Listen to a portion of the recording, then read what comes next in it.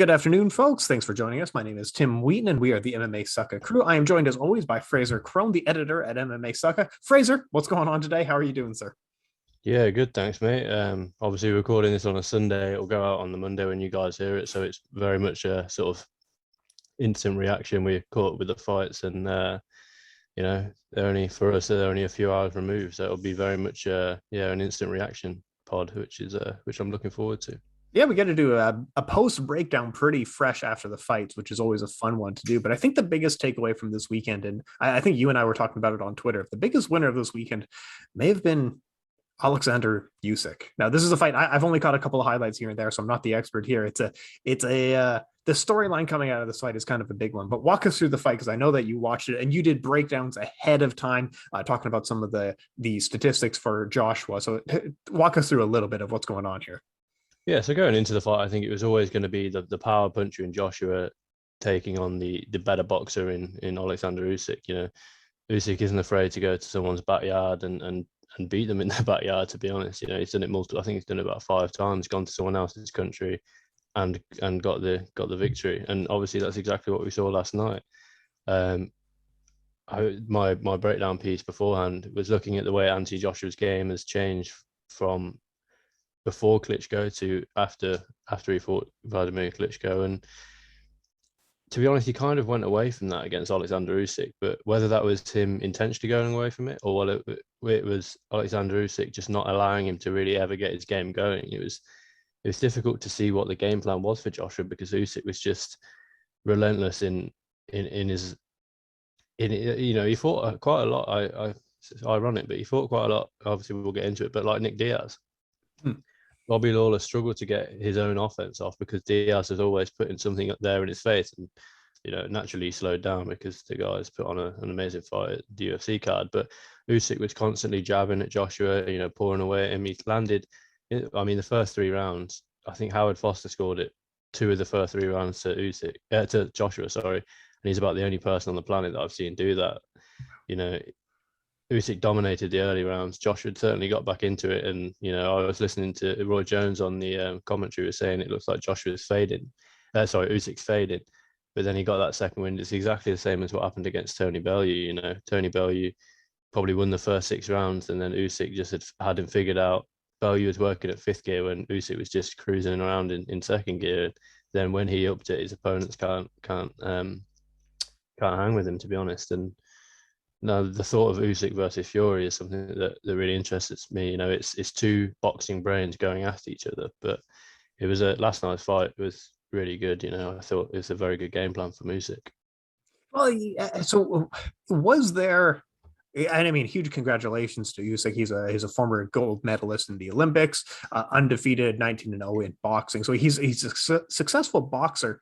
Was there a game plan? Now, you've seen a lot of the Joshua fights. Was there a game plan, kind of blueprint that he was able to follow, or was this more fresh thinking?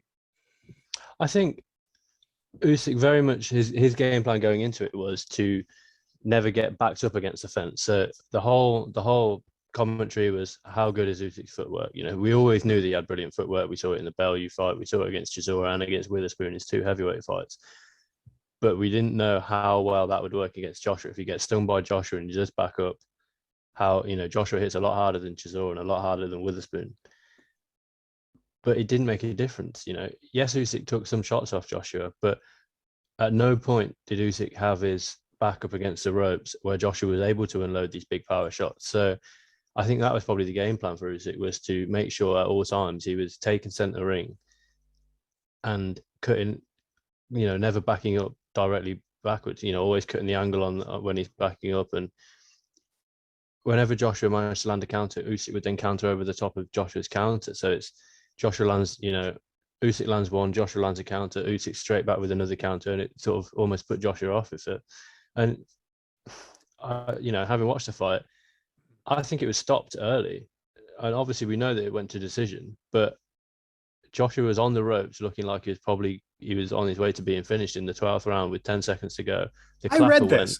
People counted that it was 8 seconds before it should have actually ended. Yeah, exactly. Yeah, exactly. The clapper goes for 10 seconds. The clock in the corner gets, it's off the broadcast.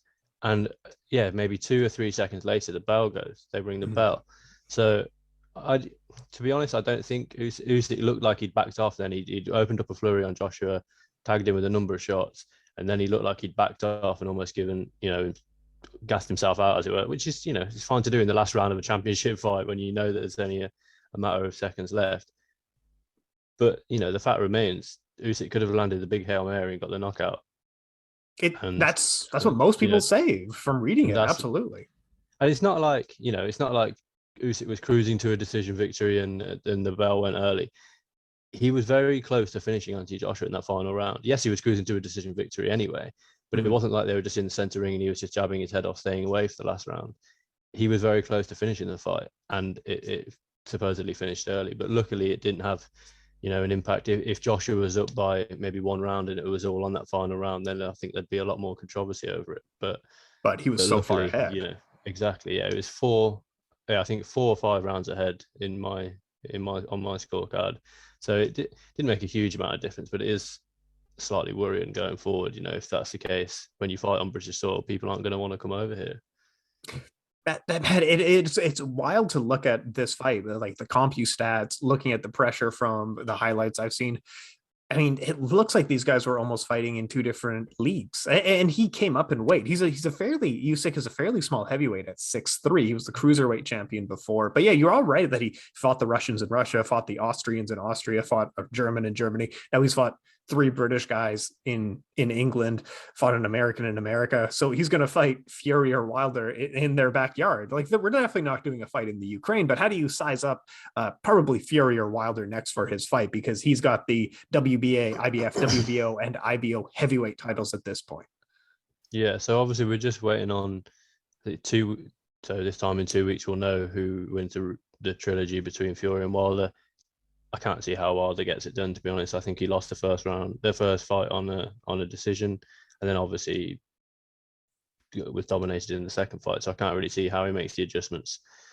It's the one highlight from the 12th round in their first fight that you can play over and over again. Exactly, like Tyson was dead. Like this was literally a dead person. Without having had another fight to try and implement I know he's got a new trainer and whatnot, but without having a tune-up fight, as it were, to implement his new game plan, going straight in there against Fury. I can't and you can't put on the weight to, he was heavier for the second fight than he was the first fight, but it clearly didn't make any difference. So I think it's probably going to be a Fury versus Usyk. And to be honest, I think Fury's too good a boxer. Usyk is a phenomenal boxer. Arguably, I've seen a lot of talk for pound number 1 spot. That being said, I think Fury he's too big and he knows how to use that size. He used it on Wilder in the second fight. He had Wilder hurt and he lent on him just to wear him out that little bit more.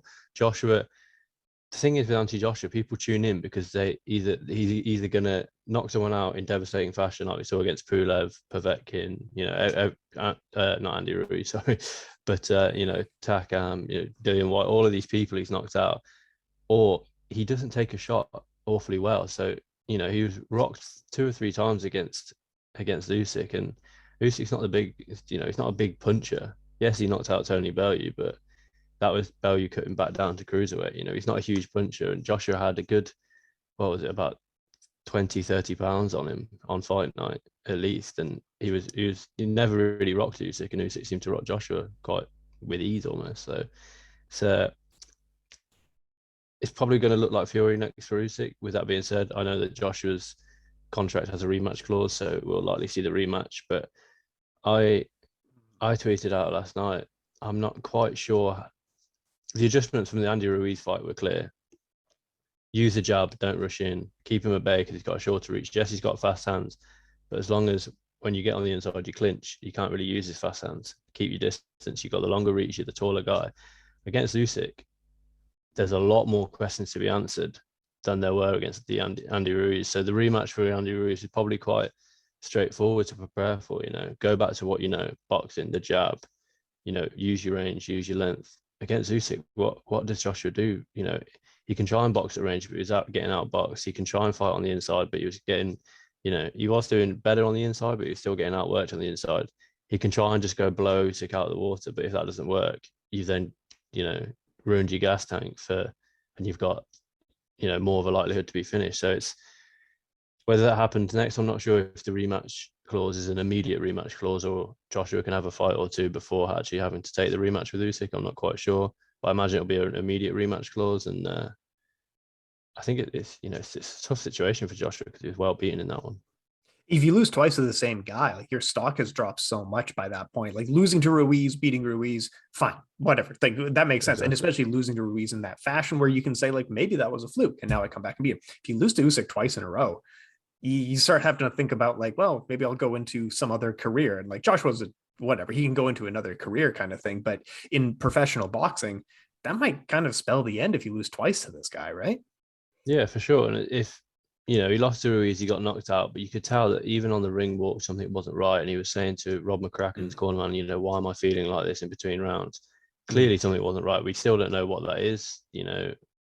Rumors of a bit of a panic attack, anxiety and whatnot is circulating, but we don't know for sure. So we can't say that. But against Usyk, if you lose twice by decision, and like the first fight's not, Fury Wilder, everyone saw that Fury had won that fight and it was a split draw. And even if it would have gone either way for Wilder or for Fury by split decision, then there's the Golovkin-Canelo rematch. The first fight was so close and it was a split decision victory for Canelo. Mm-hmm. Then there's a big call for the rematch. Yeah. Joshua Usyk wasn't close. It wasn't a round or two either way. It was a good 4 rounds to Usyk in comparison to against Joshua. So, does Joshua have the skills to essentially win 4 more rounds? Because that's what it'll take, essentially. On paper, if you've lost 4 rounds, you need to win another 4 rounds back in the rematch. I don't think he does against Usyk. So, but we won't see Joshua now until June. So I think even if it is against Usyk will, it's the worst thing that could have happened for Joshua, obviously losing, but he's now also allowing Usyk to get a little bit more used to this heavyweight frame. He's allowing another 9 months for Usyk to. Yes, he's been a heavyweight for a couple of years now, but he's now getting used to the heavyweight frame. He knows what it's like to be in there with Joshua. The size of someone like Joshua, Chisora's a big guy, Witherspoon's a big guy, but Joshua knows how to use that size. He is, yeah, he's a proper size. So, and you having someone that size, when eventually he probably will face someone like Tyson Fury, who is bigger than Joshua, that'll really, it'll help him prepare for it. But like I say, Usyk will be able to have another, I don't know what, 9 or 10 months in this heavyweight frame of his and get a little bit more used to carrying that weight over 12 rounds at a fast pace. So it's something Joshua's also got to be ready for Usyk to push the pace even more in the rematch, more than he was yesterday, which was a frantic pace anyway. It's just insane. It's such a relief that heavyweight boxing is fun again. Like, it's just fun. For sure. There's there's 5, half a dozen really great fighters that we all want to see in the ring together finally. And for our favor, there's a lot of European and English guys in there, right? So it's quite nice. Exactly. Yeah. It makes a bit of a change for rather than, just to be dominated by the American guys. Like, we have, in MMA, we haven't got, we've just watched a Kyrgyzstan and an Australian fighter defend their belts this yesterday. No British interest on the card whatsoever, and very little European interest on the card from top to bottom. So it's refreshing to see that boxing at least is giving us something to wake up in the middle of the night for or stay up for. And it's a lot of fun too. But let's jump into the card. UFC 266 was last night, and it was a ton of fun as well. We'll quickly say just Curtis Blades wrestled and won. Good, very good. Jéssica Andrade had more power, scored a first round knockout on Cynthia Calvillo. Just amazing. I don't know what to say about Jéssica Andrade. Do you want to quickly say something on her? I think she's the best 125 and not named Shevchenko. It's quite clear, and it's like DC was the best ever 205 and not named John Jones. Is judging by how their first fight went, Andrade never beat Shevchenko. Shevchenko dominated wherever it went. She dominated on the feet, and then she dominated in the wrestling. She could have finished it probably by submission. I think it ended up being ground and pound finish from the crucifix, wasn't it? But she could have finished it by submission. Showed that many opportunities. She wanted, really, yeah. Exactly, yeah. But I wrote a piece this morning, and it's up on the site now, the top 5 takeaways. Mm-hmm. And one of the takeaways is Valentina Shevchenko has no other contenders. She's beaten numbers 1, 2, 3, and 4. Number 5 is Cynthia Calvillo, who just lost last night. And number 6 is Joanne Calderwood, who's lost to the 5 women above her: Calvillo, Jennifer Maia, Caitlin Chikagian, Laura Murphy, and Jéssica Andrade. So put the article down below for everybody. Thank you very much. But yeah, there are no other contenders for Shevchenko. And yes, Andrade put on a good performance last night, but that was a bully performance, and it was what you like to see from Andrade. I've got more power than you. Yes, I'm getting tagged by shots. Getting tagged by you doesn't phase me at all. I'm just going to walk through it, and it paid off. Walked through the fire and got the knockout victory.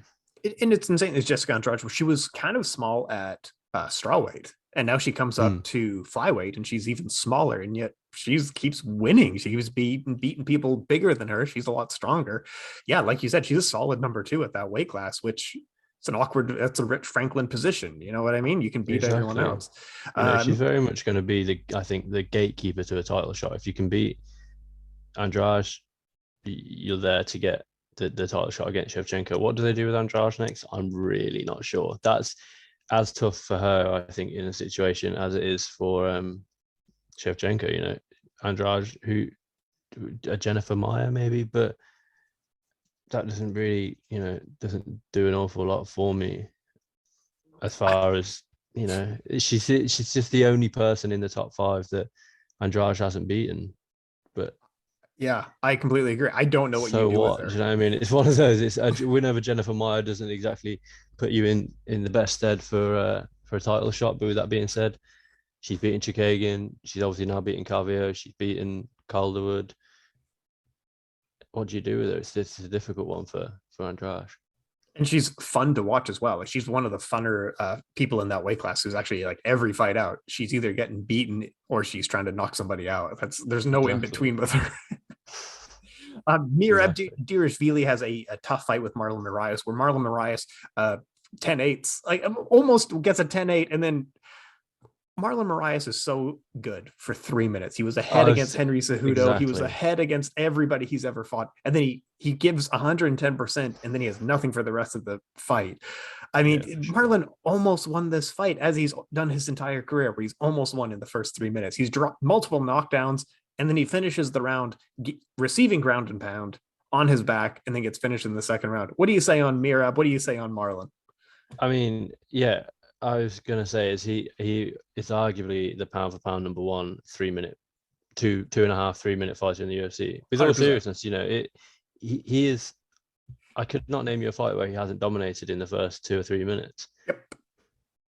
Absolutely. But that's it. Then if these were boxing rounds, he'd have the 3 minutes, then he'd have a break, and then he'd have another 3 minutes, and he'd have a break.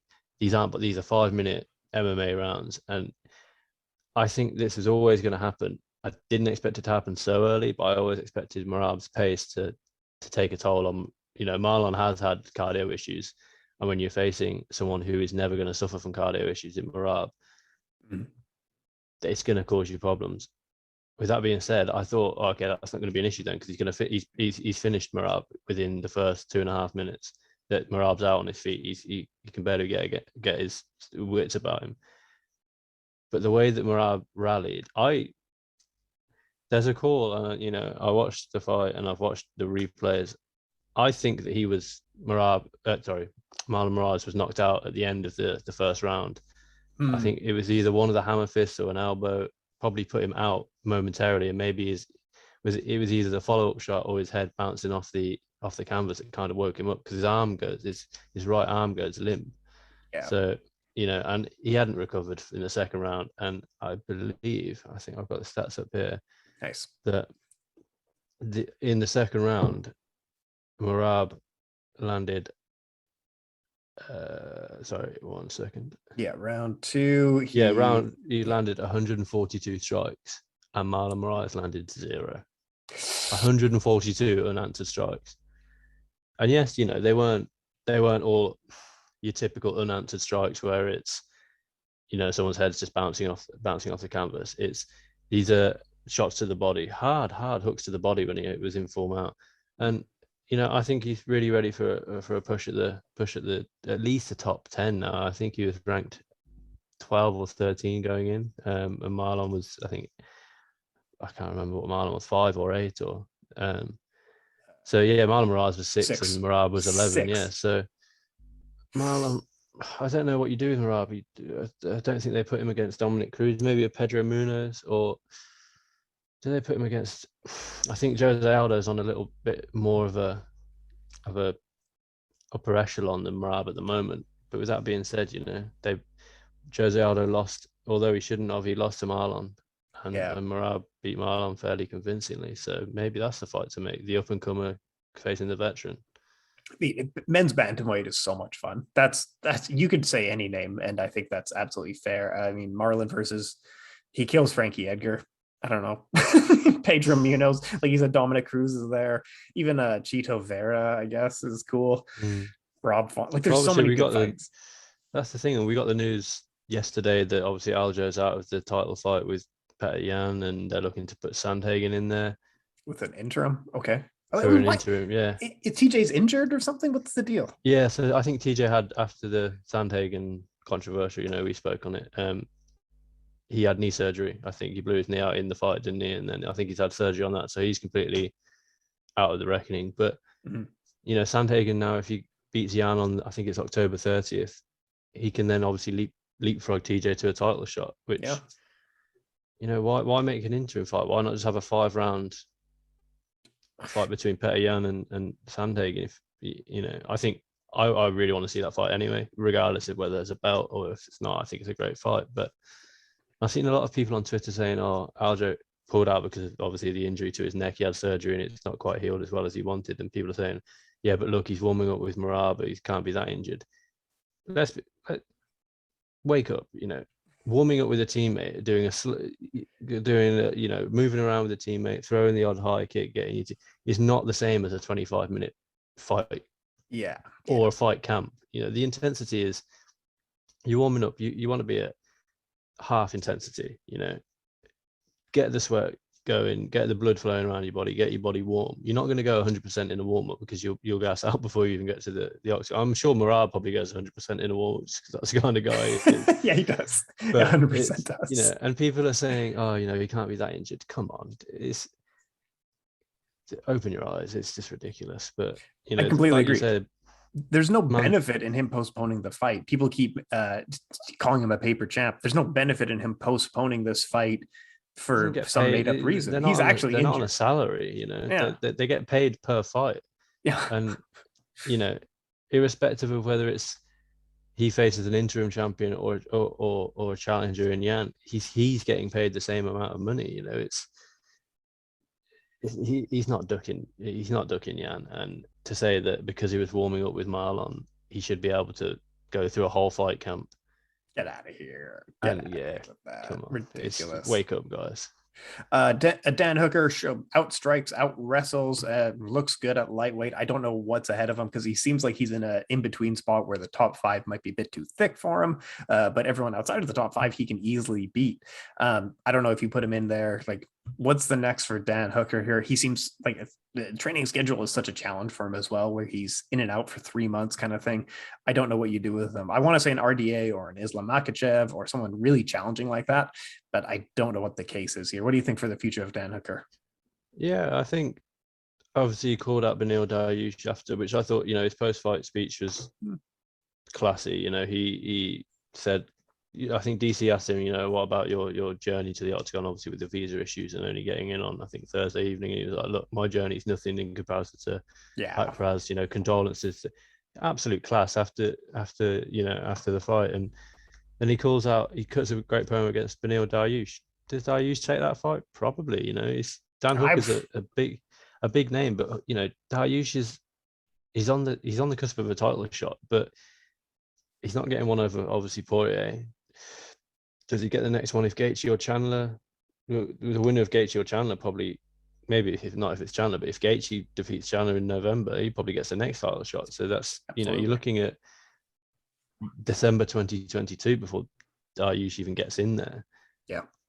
And we know from Leon Edwards, just sitting on the sideline isn't going to get you a title shot. You've got to go out there and get wins. So Dariush versus Hooker to me makes sense. Makhachev is also an interesting one because Makhachev's style of clinching and shooting for takedowns with Dan Hooker's knees and how nasty he can be in the clinch. Dan Hooker, we saw it yesterday against Haqparast.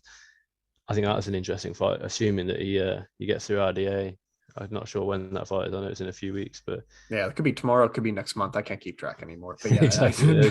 We've got fight nights for the next, I think, 8 weeks or 9 weeks or something. So it's we're gonna have so much I'm time sure to break down. exactly, yeah, they'll show up on one of the cards. But yeah, Hooker versus Makhachev, I think, like you say, he's a tweener between. I think he's he's a gatekeeper to the top 5. You can't beat Hooker, you're not beating Gaethje, Chandler, Connor, Poirier. Yeah, do you know what I mean? If you can't beat Hooker, you can't beat these guys. But beating Hooker is a tough task in itself. He almost defeated Dustin Poirier when they fought in their main event. So, it's tough as nails. Yeah, glad that fight went ahead. And I've seen a lot of people say, I hope Dana's given them a little envelope with a little bonus in there just for making the fight and making weight. All these people are missing weight all the time. These guys are coming in after the weeks that they've had and smashing the weight. Dan Hooker was answering questions to the media 10-20 minutes before the weigh-in. So the guy's all class, and I hope he gets a big fight next. Just awesome stuff. Yeah, him versus Beneil would be a good one. I'd probably put Coker in that one, but that's a separate thing that we'll do on that. Okay, so we also had. Let's get to the big boy fights. Let's get to the real man fights. The 2004 rematch: Robbie Lawler versus Nick Diaz. Robbie puts pressure. He keeps marching forward. He never gave Nick a second to breathe. I don't know if we grade Nick on a curve of like he is old. He didn't. He had moments in this fight, and it was a really entertaining fight, but he pushed Nick so hard that he forced the Diaz brother to quit. He didn't knock him out. He tapped out. That was enough for Nick Diaz. Robbie Lawler, old in his own right. Both of these guys have been fighting since they were teenagers and fighting in the UFC and high levels since they were teenagers, and now they're nearly 40 years old. And Robbie just beat him bell to bell in this fight, right? And what do you think of this fight? I don't know what the future holds for either of these guys, but what do you think of the fight itself? Yeah, on the takeaways piece I wrote this morning, I motivated Robbie Lawler is both interesting to watch and he's dangerous.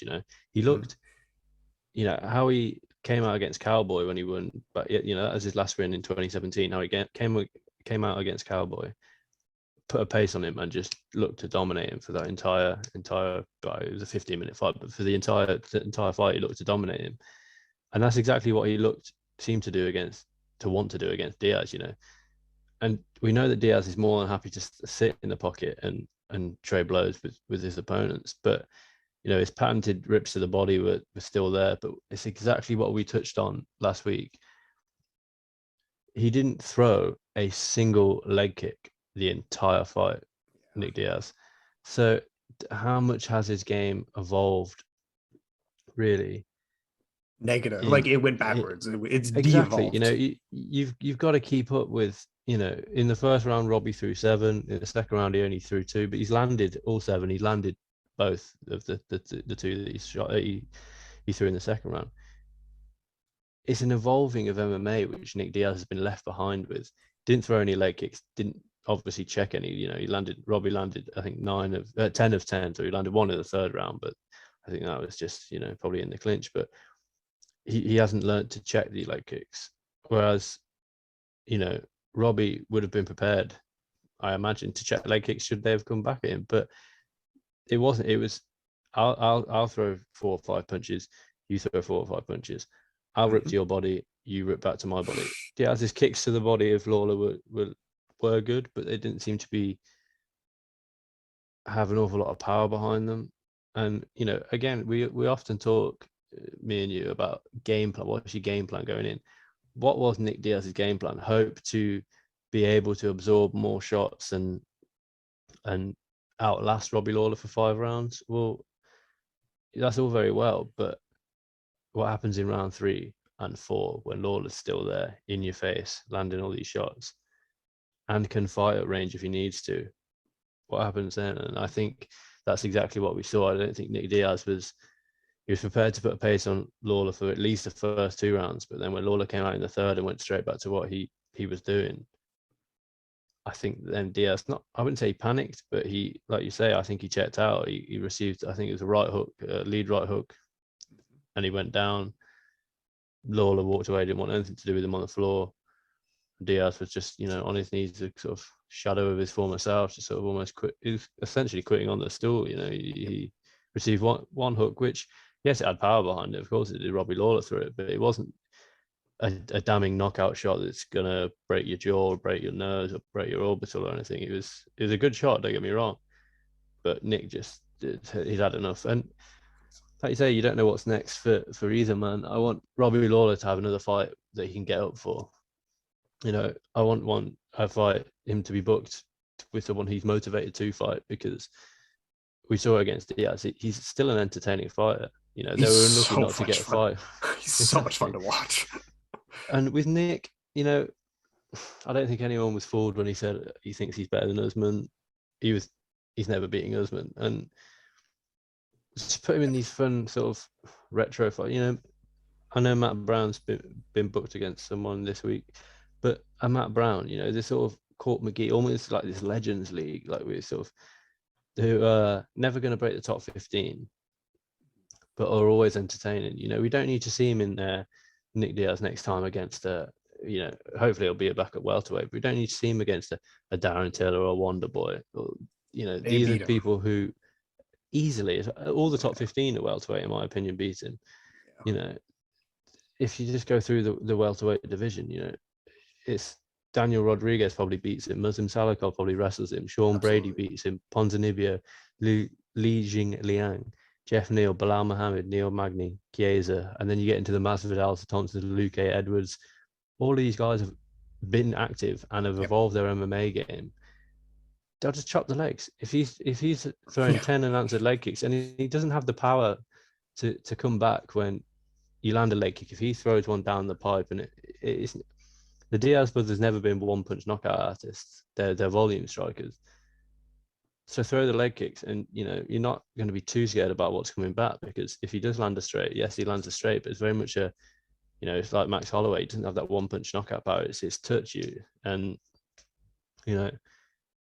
his game hasn't evolved. So if he wants to keep it, he said to Dana in the press conference, if I get beat up, I want to be straight back in there. Well, if he does want to get straight back in there, he's going to have to evolve his game somehow, because a lot of people will suffer with the pace that Diaz is able to put on them, but they'll also realize that if they just get a little bit of distance, attack the legs, attack the body, he's gonna struggle against whoever he comes up against.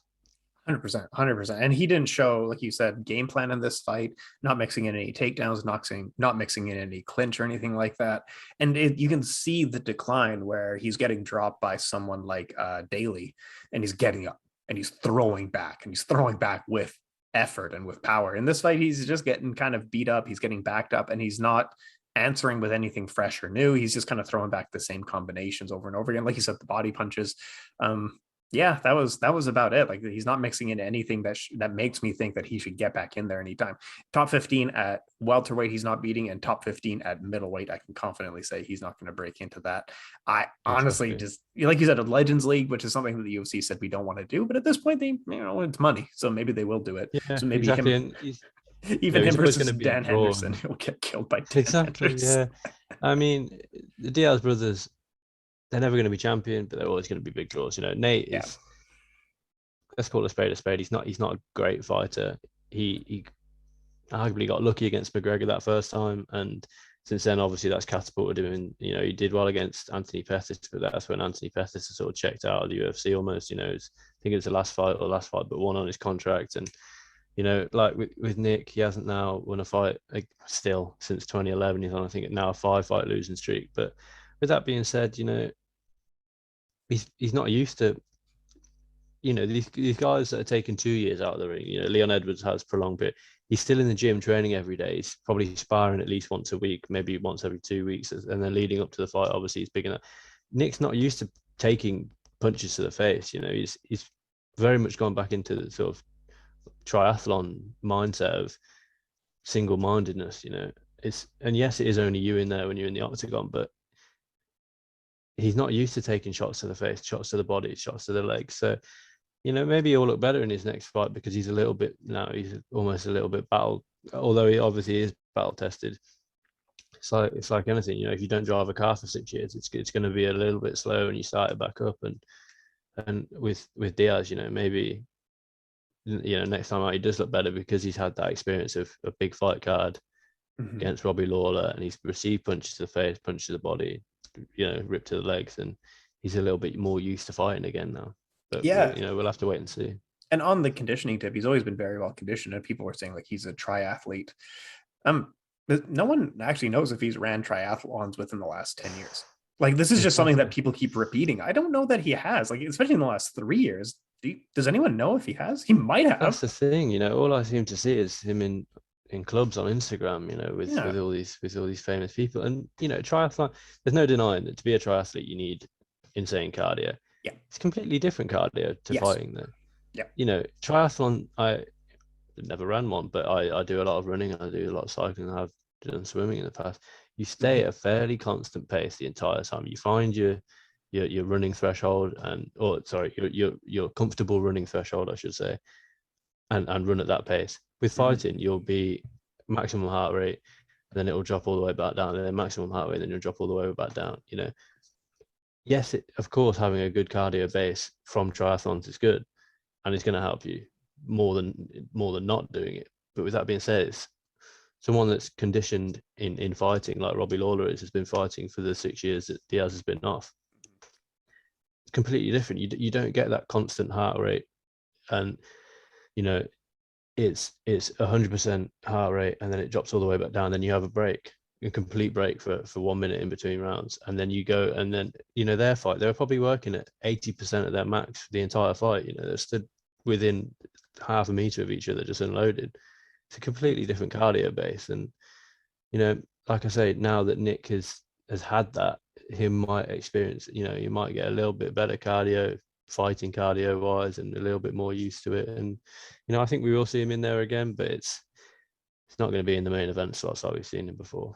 The UFC's not going to let him go and fight some scrubs in Bellator and Scott Coker or anything like that, like we used to have, like, because he used to fight in Strikeforce and he was like the main guy in Strikeforce. But yeah, he's too much of a name at this point that UFC's not going to do something like that. So unfortunately, we'll probably have to see him get beat up again. So speaking of which, Valentina Shevchenko again shows that there is nobody else at strawweight in this weight class who can compete with her. She outlands Lauren Murphy, 98-11 total significant strikes, and then total strikes is 132-19 is what I have here. 3 takedowns to 0 to a 4th round TKO. Just complete dominance from bell to bell. This is what we expected, so we didn't really learn anything new in this fight. We have to ask the question. Someone alluded to it, and this is the rumor that we heard, that they are trying to set up a Shevchenko versus Nunes 3. They haven't fought since 2017, and it is maybe it's a different fight now. I think that's all we can really. What do you think of that? Does it make sense to set up a 3rd fight, and then how does that fight kind of go, do you think? Yeah, I think it's difficult because there, like we were saying earlier, there are no other fighters for Shevchenko to fight 125. Nothing. I wasn't mad about Lauren Murphy getting the title shot at all. 5 in a row at any weight class, especially against the caliber of girls that she was doing it up against. She was more than deserving. Mm-hmm. But we knew how the fight would play out.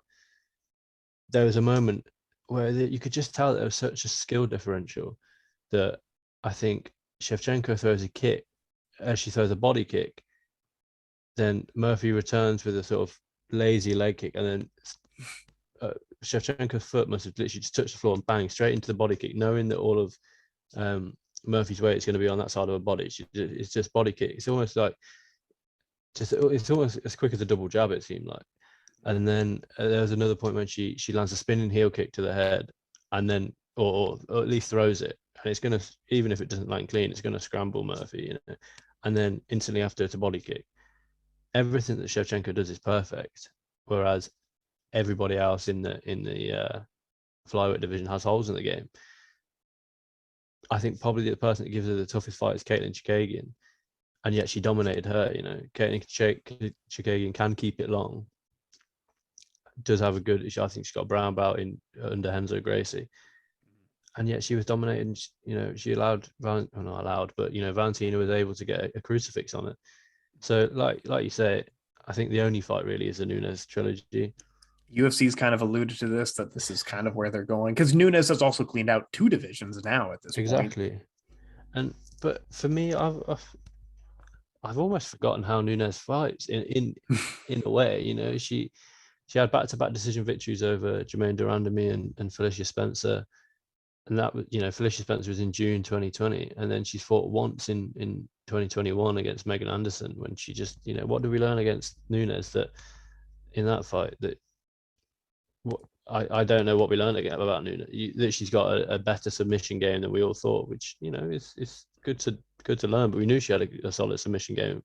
It's kind of how she started too. She was a little bit more of a ground fighter. Yeah. I think if they do fight though, the start it's going to be a size factor, because I think we've seen Shevchenko get better from some of the last Nunes fight. I'm not sure how better Nunes has got, but she's certainly got more powerful. You are absolutely correct. This is what most people are going to say as well, that Shevchenko has evidently gotten better in time, where Nunes, she's either stayed the same or gone backwards in skill. But it's hard to tell with the levels of competition. And then again, like, Nunes just might size on her and just strength and just hold her down and wrestle the entire time. And it might be a really boring, lame fight too. Exactly. And, you know, Nunes' best win in the past, 3 years, we got the Chris Cyborg knockout. But again, how much do you learn from that? If that fight happens 10 times, it doesn't happen like that 10 times. You know, if she fights Lauren Murphy 10 times, she beats her 10 times, and it probably goes very similar to the way that the fight went last night. She'll either keep it standing, and when she wants to take it to the floor, she'll take it to the floor. Yeah. That happens 10 times out of 10. If Nunes fights Cyborg 10 times out of 10, there's no way that it goes that way 10 times, the way that it went in under a minute. So we didn't learn an awful lot about that. We did see her have a clear power advantage over Holly Holm. Yep. But again, the finishing sequence for the high kick against Holly Holm was strange. You know, Holm sort of went to check a leg kick and held her leg up in the air, and then Nunes just capitalized on what was I don't think that's talked about enough. Holly Holm she almost buffered in real life. Like, I know what you're saying. She lifted her leg up and kind of stopped, and Nunes just kind of just looked at her through the high kick. Obviously, with the amount of power, I think anyone in the bantamweight division throws a high kick when someone's not going to defend it, it's going to knock them out. And that's the counter to the what we were doing, the oblique kicks to the side of the knee. That's essentially the counter, is you're going to throw a high kick off of it. But what was Holm? I don't know what Holm was attempting to do. Is unless she's looking to check the leg kick, but you wouldn't leave your leg up that high. You'd almost bounce it in sort of like a Muay Thai style, sort of bounce your toes off the mat, so you're prepared to lift it up if needs be, or when your foot is on the ground, it's not all your weight, it's not on the front foot. So, but you know, she showed power in that fight. She showed good wrestling in the Jermaine Durandamy fight, but Jermaine Durandamy is not a wrestler. She dominated Felicia Spencer, who didn't wholly deserve to be in there with her, to be honest, and she dominated Megan Anderson. So since the Shevchenko fight, I don't think we've learned an awful lot about Nunes. We know that we've always known from the moment she captured the belt off Miesha Tate that she's got a lot of power. She dominated Tate with power. She dominated Raquel Pennington with power. Obviously Ronda Rousey with power. Chris Cyborg with power. Holly Holm was crazy, but that was with power. That was great, yeah. She'll always have the power advantage over Shevchenko, and Shevchenko will always have the speed advantage over Nunes. Yeah. But what else do we learn? You know, Nunes has now been preparing. Obviously, she had 2 145-pound fights back to back. Now she's dropping back down in weight to 135 to take on Juliana Pena. Easy win, honestly. Yeah, I think it's probably going to be tough, but I hope it's going to be tougher than Megan Anderson and Felicia Spencer, just because we need to. It's almost getting boring to watch Nunes because we just know that as soon as she lands a straight, her opponent will crumble. So you want to see her face a little bit of adversity, you know. And she's not like Shevchenko, where she mixes it up between, you know, she doesn't take the fight exactly where she wants it. She'll either keep it standing or wrestle. There's no when Shevchenko mixes the martial arts altogether. Against Jermaine Durandamy, she didn't want to stand with her, so she wrestled her and won. Against Felicia Spencer, pure domination on the feet, from what I remember. It's instantly forgettable. I couldn't tell you a single thing about that fight other than that she gave the belt to Felicia Spencer after it. That's the only thing I can remember from the fight. And now I could name little snippets from every one of Valentina Shevchenko's fights because they're all rememberable, because she puts on such a dominant performance Yes, she actually does. That, Yeah. Priscilla Cachoeira, she dominant bloody performance, should have been stopped before it did. The Joanna fight. Joanna fight, yeah, she utilized her superior ground game in that one. So whenever Joanna did get a little bit closer, tried to work in the clinch, bang, and she was on her back. Great game plan in that fight. Didn't give Joanna had no opportunities in the fight. And this is Joanna who only lost to Rose. This is not a Joanna who now, she's lost to a good few people. And she was still riding a lot of confidence going into that. And people were saying, 125 pounds is her weight class, and she got dominated. And you know what? If Joanna, similar to Andrade, moved permanently to strawweight to flyweight, she might just be a solid number 2 there. She could beat everybody except Shevchenko. She beat Andrade over 5 rounds fairly convincingly, fairly easy when they fought fairly easily back at 115. Mm-hmm. So, like I said, I think it's going to have to be Nunes next. Yeah. Unless someone, no one's coming out. We haven't even got anyone that we can bring in from other promotions. I don't think. Not a flyweight, no. There's no one, this weekend we've got Casey O'Neill, who's 2-0 with 2 finishes, but she's miles off it, Kayla Harrison's way bigger, just way bigger, exactly. And there's no one else around. It's going to essentially affect Shevchenko's legacy like it did DJ's, because she's just going to dominate all of her opponents, I think. And, unless she gets that Nunes fight and wins the Nunes fight, but then there'll be a call for a 4th fight, because Nunes will have 2 and Shevchenko will have 1. And it makes a weird timeline where these two just have to fight each other 3 more times for us to really settle the argument, right? And their fights have been close. Both of them so far have actually been quite close, especially the second one. But yeah, it is just like you said. We might just end up having size, but it's going to be something, because I think it's going to probably get scheduled for late next year or mid next year. We're going to have to talk about it at length in the future. So let's move on to the chair. I don't know how to describe it. It was a great fight. I mean, it was, and stats wouldn't really tell the story, because on stats, like, we have significant strikes 200 to Brian Ortega's 88. Alexander Volkanovski wins a decision, but actually almost drops 2 rounds because he almost gets beat. He almost gets finished twice in the fight. It's kind of a great fight that does make the featherweight title picture not really all that clear, because we still probably have a Holloway or a Rodriguez floating about. However, a great night for Alexander Volkanovski. Dominated the top contender in Brian Ortega here. Used a lot of feints, was clearly faster, closed the distance when he needed to, escape submissions, survived nearly getting knocked out. Really didn't show any vulnerabilities aside from nearly getting knocked out twice, I guess. So that's probably not the best thing to say. But what do you think of the main event here and Alexander Volkanovski? I think what I really picked up on was the amount of lead leg kicks that Volkanovski throws. A lot of people obviously do the rear leg kick to really get that power and really be able to, you see an Edson Barbosa, he just throws the leg out from behind. But Volkanovski will keep it, so he can throw the leg kick, and his body, the lead leg kick, sorry. So naturally his body is further back, his head's further away from the target that his opponent will look to counter over the top of. Mm-hmm. And it worked against Ortega, because it got Ortega thinking about the leg kick, and then Volkanovski was able to land the flurry and land the flurry. And he looked strong in the clinch. And he said, even after, I think it's the first or second round, he's not strong. He said about Ortega, look, he's not strong. And I think that psychologically, I think that's really good, obviously, for Volkanovski to be like, look, if it does go into the clinch, I'm not worried about, I'm not worried about him taking me down. With that being said, the mounted guillotine that Ortega had in the 3rd round, as well as the triangle, those were in, both of them. Those were in 100%. And there's a I'm not sure, I can't give credit to who took the picture, but there's a picture where you see Volkanovski looking into the eyes of Ortega, and it's very much like, I'm looking at you. Well, I think it must have been when he had the triangle. It can't have been when he had the guillotine. Yeah. It's a strange position for a guillotine, to be able to look into your opponent's eyes. But no, when he had the triangle, and that is testament to you. Volkanovski would have been able to see that the squeeze that was Ortega was putting on him, and he didn't tap out and he didn't go out.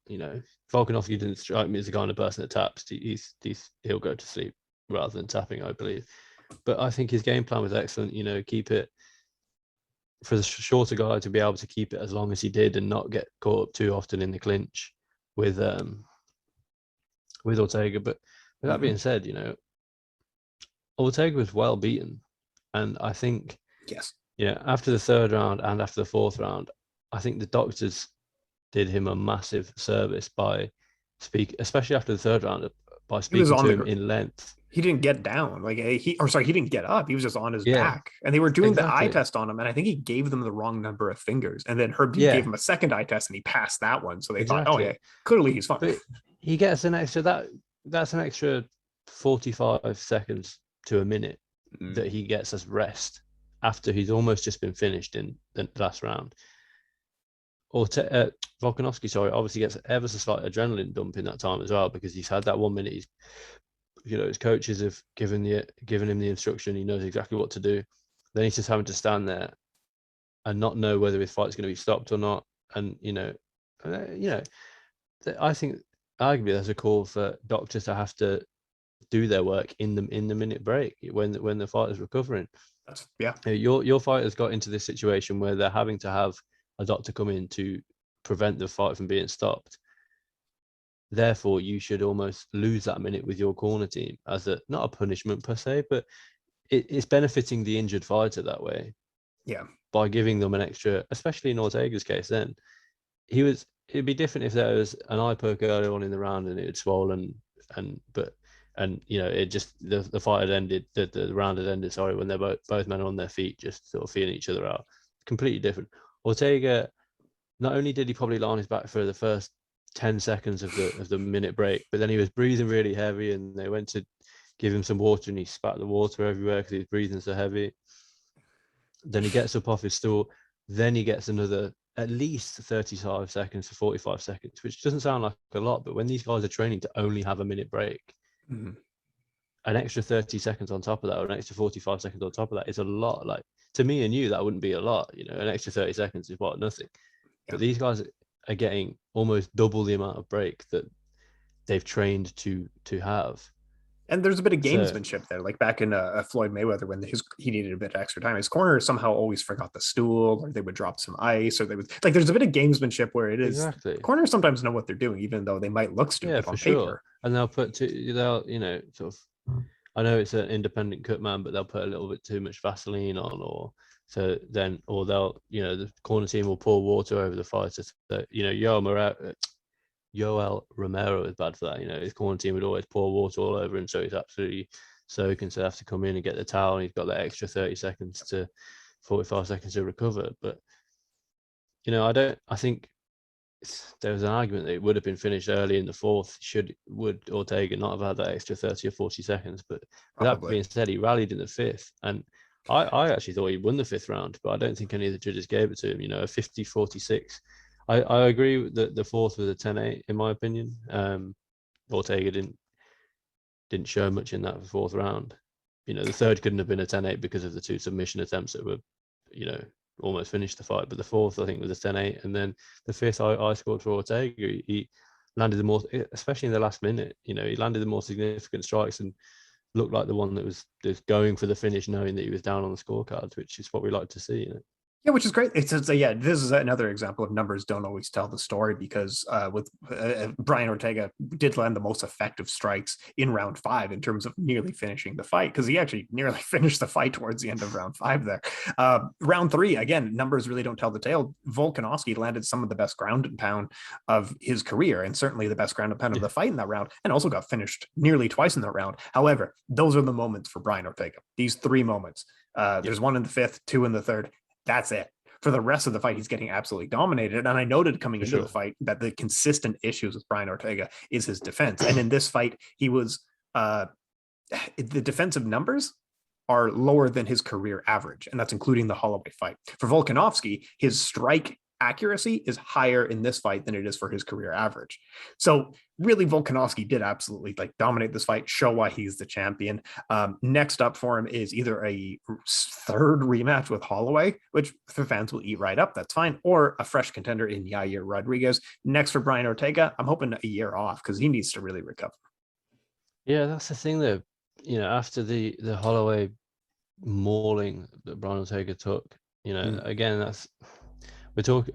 I don't mean to bring it back up again, but in my takeaways article that I did this morning, I put Brian Ortega has unquestionable toughness, but has proved that he's not championship caliber in both championship fights. Now he's been well beaten, and yes, he almost had the submission locked in the third, and yes, he almost. But I'm not even sure if he almost knocked Volkanovski out. He just landed on him with a lot more frequency, a lot more easily, and there were hurtful shots. But Volkanovski also strikes me as the kind of person that's just got a big old chin on him if needs be, and he's just not championship caliber at the moment.